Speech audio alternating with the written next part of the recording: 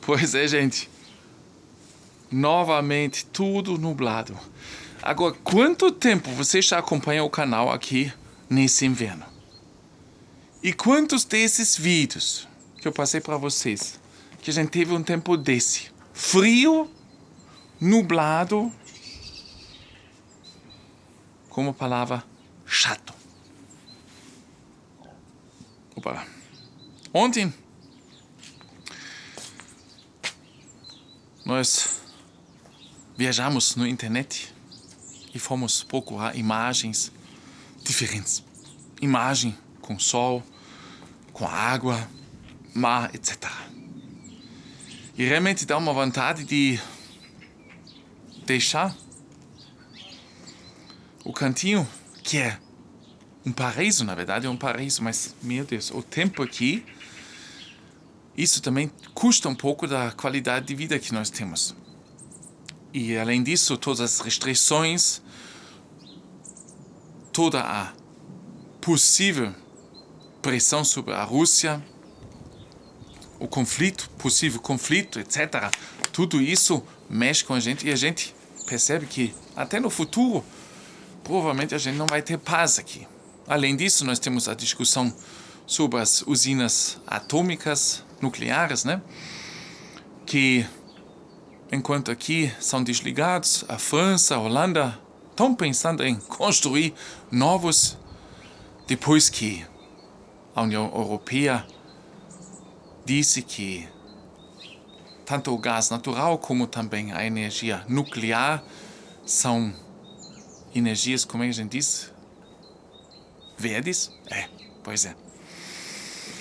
Tudo isso leva a gente a pensar e também, logicamente, a atual situação, a provável terceira guerra mundial, meu Deus do céu. Nunca tinha pensado que uma hora dessa a gente falava sobre isso tantas vezes. Mas, para entender tudo isso,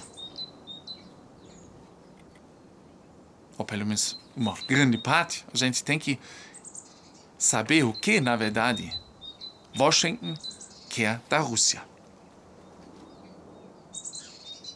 Porque Washington, e por extensão a OTAN e a União Europeia, está tão obcecada com a ucraniana. O que eles esperam alcançar? Uma vez entendido o mecanismo pelo qual Washington deriva seu poder, as ações de Washington em relação à Rússia tornam-se muito mais compreensíveis. Os Estados Unidos precisam da Ucrânia para conter a Rússia. Pode-se perguntar por que Washington precisa conter a Rússia. Para entender a razão, é preciso primeiro entender o mecanismo do qual os Estados Unidos derivam seu poder. Como é bem conhecido, os Estados Unidos são o emissor do dólar americano. Também conhecido como a moeda de reserva mundial.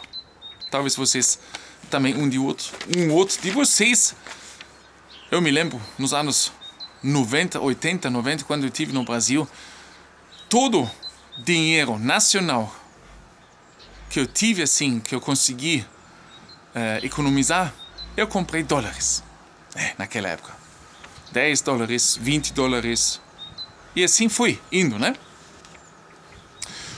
Como garantia de uma moeda estável. Pois é. E esse status especial permite a Washington acumular déficits ultrajantes que não refletem de forma alguma a verdadeira capacidade produtiva dos Estados Unidos. Isso é verdade, né? Eles têm muito mais dívidas do que capacidade na produção. O governo dos Estados Unidos, como emissor da moeda de reserva mundial, está interessado em apenas uma coisa: a proliferação do dólar americano. Esse único fato é tudo o que se precisa entender para entender verdadeiramente a política externa dos Estados Unidos. O que isso significa na prática? Isso significa simplesmente que o governo americano, em conluio com a Reserva Federal, tem a capacidade de imprimir sua moeda à vontade, simplesmente porque é o emissor da moeda de reserva mundial e pode exportar sua inflação para o resto das nações do mundo. Qualquer nação que deseja se envolver no comércio internacional, incluindo a compra de commodities como gás natural ou petróleo, deve manter enormes reservas de dólares para facilitar as compras. Eu sei que nós estamos numa transformação nisso, mas, por enquanto, o dólar ainda conta como a reserva principal. O mundo, em efeito, age como uma esponja para absorver a inflação americana, permitindo ao governo americano acumular déficits obscensos que permitem um orçamento militar maciço e enriquecem uma parcela muito pequena da população americana às custas não só da população mundial, mas também da classe trabalhadora americana. Então eles, agora, imprimindo cada vez mais dinheiro, e esses dias, eu fui ao aeroporto, vocês viram ali, eu tive alguns dólares comigo, que eu já tenho há muito tempo, né? Eu queria ir lá trocar esses dólares. Eu fui em 4 bancos, apenas uma me trocou algumas cédulas, os restos ela me devolveram.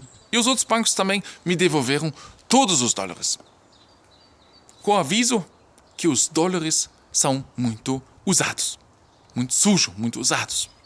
Eu disse, mas como? É um dinheiro oficial dos Estados Unidos. Aqui na Alemanha a gente sabe, nós podemos até ter essa nota, essa cédula pode até faltar um cantinho riscado e tal, mas enquanto você vê o número da nota, ela continua valendo a mesma coisa. Né? Nós temos cédulas que são coladas, né, junto e tal, e você vai no banco sem problema. Não, ali eles não queriam trocar de jeito nenhum. E a mesma coisa já aconteceu há 3 anos atrás, quando nós estivemos em Guatemala, que a gente também estava querendo trocar dólares e os bancos não aceitaram, porque estavam muito usados, muito sujos. Eu disse, mas como assim aqui no aeroporto? Eu disse, mas como assim? Eu tenho dinheiro aqui, eu quero trocar e vocês não me trocam? Vocês são um banco? Não, aqui você não vai conseguir trocar. A única maneira de trocar esses dólares é ir lá nos Estados Unidos e fazer compra ou gastar lá. Essa é a reserva, pois é. Cuidam se vocês têm notas antigas, vocês podem provavelmente, no futuro próximo, não mais trocar essas notas. Então, cuidado com isso, gente. A minha experiência é essa. Né? E claro, enquanto todas as pessoas, que nem nós, pensamos assim, nós estamos vivendo com uma moeda instável, para garantir, eu vou economizar, vou comprar dólares, para ter uma segurança, né? Eles podem, à vontade, imprimir dólares, enquanto a gente pensa que nós temos algo no nosso cofre, né? Que vale alguma coisa. Pois é, gente. Então, assim, aconteceu comigo. Só falo para vocês entenderem, porque uns e outros talvez também têm alguns dólares guardados. E aí, cuidado, se informam, porque senão, desculpe, de repente, vocês não conseguem mais se desfazer do dinheiro.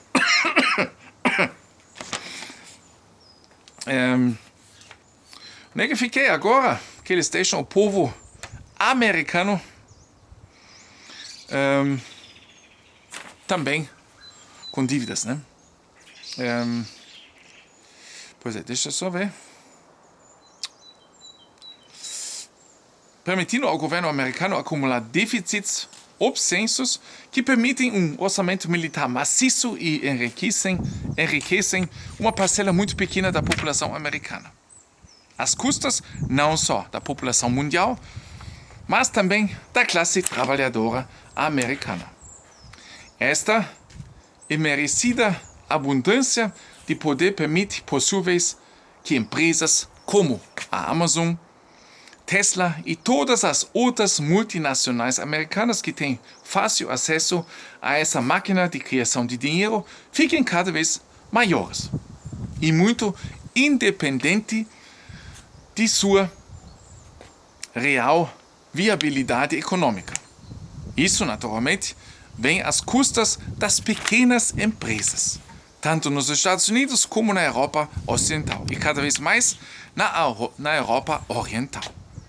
Quanto às nações que querem se libertar do dólar americano, sabemos muito bem o que os Estados Unidos têm reservado para eles. Como um lembrete, aqui estão alguns exemplos de nações que se recusaram a aceitar a hegemonia do dólar: o Iraque, a Líbia, Irã, Venezuela, Ucrânia e Síria. É aqui que entra a Federação Russa. Por sua vez, a Federação Russa se tornou bastante resistente nos últimos 20 anos e muito menos vulnerável a qualquer pressão ou influência externa. A Rússia é, de fato, uma nação soberana que não se sente intimidada pelos Estados Unidos. Na verdade, a Rússia tornou-se tão forte que agora pode até projetar poder suficiente para proteger outras nações que querem se afastar do dólar americano. À medida que mais e mais dólares mantidos em reservas estrangeiras se tornam obsoletos, eles encontram seu caminho de volta aos Estados Unidos, onde se somam as pressões inflacionárias. É justamente isso que eu vou fazer também, gente. Agora que eu vi que isso tudo não vale mais nada, nem um tostão, e nem nos últimos 10 anos aumentou comparando com o euro, eu vou me desfazer também antes de perder tudo, gente. Antes de perder tudo, bota lá para fora, né? Talvez hoje dá para ser jantar gostoso, talvez amanhã esse dinheiro já não vale mais nada. Cuidado ali, gente, tá?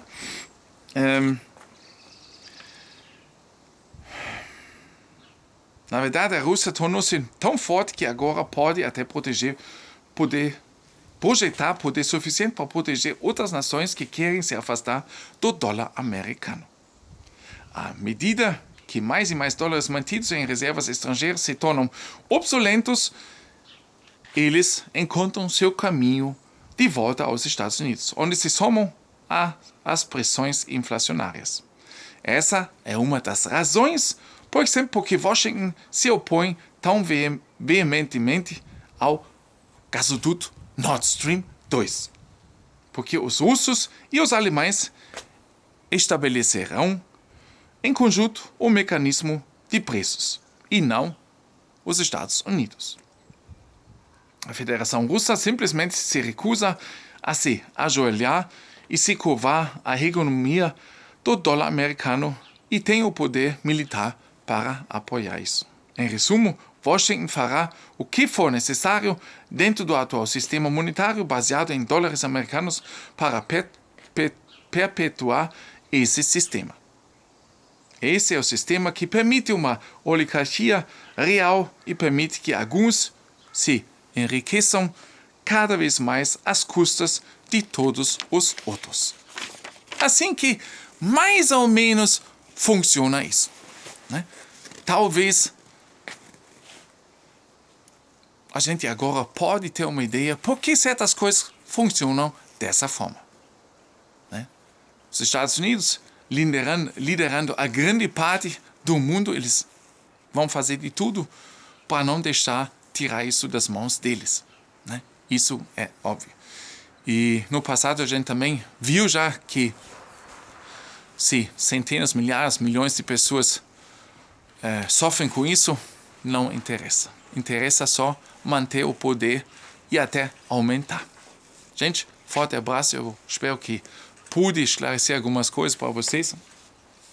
E só posso dizer uma coisa: cuidado com os dólares guardados. Vejam lá, se informam, de repente vocês ainda têm chance de trocar e de repente o tempo já passou e vocês vão ter que ver com quem, vocês têm que ir com quem trocar ou até viajar para os Estados Unidos. Forte abraço, até no próximo vídeo.